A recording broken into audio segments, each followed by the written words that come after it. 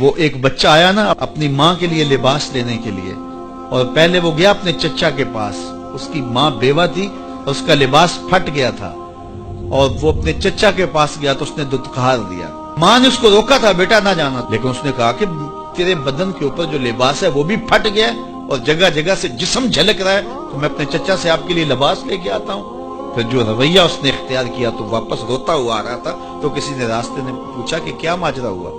اس نے کہا چچا کے پاس گیا تھا ماں کے لیے لباس لینے، اس نے دلا کے بھیج دیا۔ اللہ اکبر۔ تو اس نے کہا کہ جا سینے حرم میں محمد نام کا ایک شخص بیٹھا ہوا ہے، اگر تو اپنا دکھڑا اس کے سامنے پیش کرے تو وہ امید ہے تمہیں رد نہیں کریں گے، لیکن سن لے ان کا دین کوئی اور ہے۔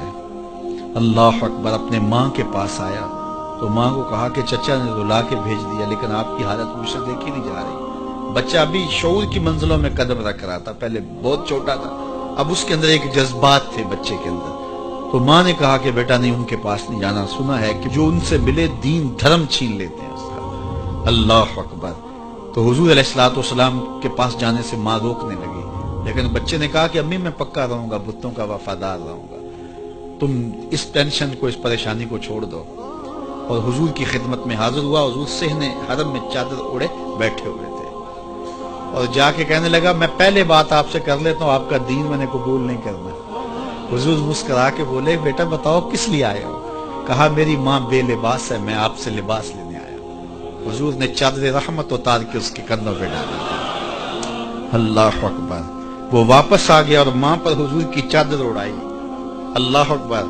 اور ماں نے کہا کہ بیٹے اس نے اپنا دین تو نہیں تجھے دیا؟ کہا نہ، میں نے پہلے کہہ دیا تھا تیرے دین نہیں مانوں گا۔ ماں کہنے لگی پتر اس کا دین ماننا چاہیے، یہ جس نے رحمت کی چادر ہمارے سر پہ ڈال دی۔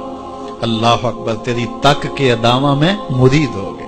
اس بوڑھی عورت کا قصہ بھی آپ نہیں بھول سکتے، جو گھر کا سامان باندھ کے اپنے دروازے پہ بیٹھی ہوئی تھی، اور اس نے سنا تھا مکے میں ایک جادوگر آیا ہے جسے ملتا ہے اس کا دین چھین لیتا ہے، کہیں ایسا نہ ہو کہ کہیں اس سے ملاقات ہو جائے اور وہ دین ہی میرا چھین لے، مجھے شہر چھوڑ دینا چاہیے۔ گھر کے تھڑے کے اوپر سامان باندھ کے بیٹھی ہے۔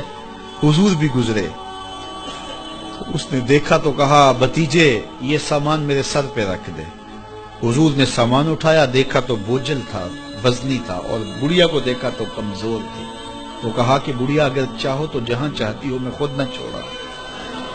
اس نے کہا اس سے بڑی مہربانی کیا ہوگی؟ حضور نے سامان اٹھایا ہوا ہے اور بڑھیا سے باتیں بھی کرتے جا رہے ہیں۔ تو بڑھیا کو کہا کیوں جا رہی ہے؟ اس نے کہا کہ سنا ہے یہاں ایک جادوگر ہے جو لوگوں کا دھرم لوٹ لیتا ہے، لوگوں کا دین لوٹ لیتا ہے۔ میں نے ساری زندگی بتوں سے وفا کی، میرے آباء و اجداد نے بتوں سے وفا کی ہے، میں چاہتی ہوں دین اجداد ہاتھ سے چھوٹ نہ جائے، آخر اس شہر میں رہتی ہوں کہیں مل نہ جائے۔ خیر حضور نے کچھ نہیں کہا، اس کا سامان نہیں پھینک دیا کہ ٹھیک ہے تم پھر جاؤ۔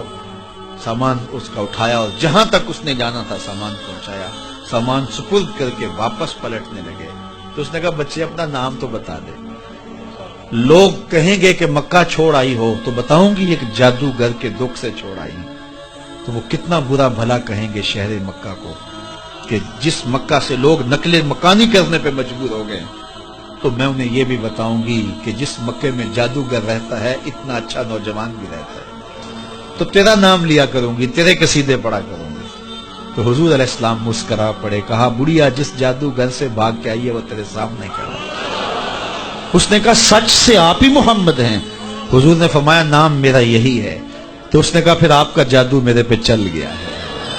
اللہ اکبر۔ تیری تک کے ادامہ میں مرید ہو گئے، لوگوں کی خدمت کریں، بوڑھوں کے کام آئیں، دکھیوں کے کام آئیں، مصیبت زدہ کے کام آئیں۔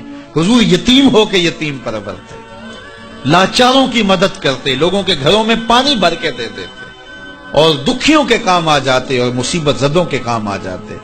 تو حضور سے پیار کرنے والوں، امت میں آپس میں حسد نہ پھیلاؤ، بغض نہ کرو، نفرتوں کے پہاڑ کھڑے نہ کرو، ایک دوسرے سے پیار کرو، جڑو، امت وحدہ بنے، اور اپنے ماحول کو، اپنی معاشرت کو ایک خوبصورت معاشرت کا رنگ دو، اور اپنی زندگی کو حضور کے نام کر دو۔